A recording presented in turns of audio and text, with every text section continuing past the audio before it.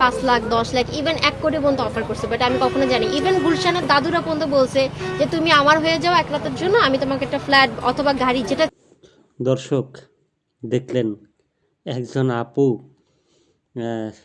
সম্ভবত এরকম ইন্টারভিউ দিয়ে থাকে কিছু উঠতি বয়সের অ্যাক্ট্রেস, মাত্র 2-1টা কাজ করছে বা করে নাই, চান্স পায় না, তারপরেও বোঝায় যে অনেক ব্যস্ত, তখন এসে নিউজ পেপারে বা বিভিন্ন পত্রিকায় সেই ধরনের ইন্টারভিউ দেয়।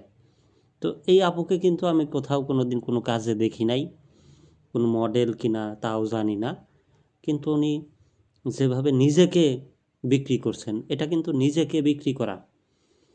আর নিজেকে বিক্রি করা একটা হচ্ছে 4 দেয়ালের ভিতরে, আর উনি নিজেকে যেভাবে বিক্রি করলেন, এক ধরনের বিক্রি করা আমি বলবো। তিনি বলছেন যে 10 লাখ টাকা দিলেও তিনি যাবেন না, হয়তো বা আরও বেশি টাকা দিলে তিনি যেতেও পারেন কি না সেটা তিনি ভালো জানেন।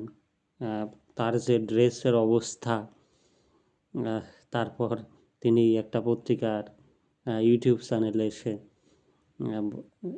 এক ধরনের প্রচারই বলা যায় যে তিনি যাবেন না, তার কি নিশ্চয়তা তিনি দিতে পেরেছেন। হয়তোবা তিনি যদি বোরকা পরে এসে বক্তব্যটা দিত তাহলে মানুষ বিশ্বাস করত। কি বলেন আপনারা?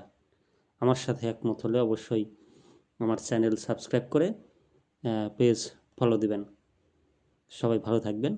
আসসালামু আলাইকুম।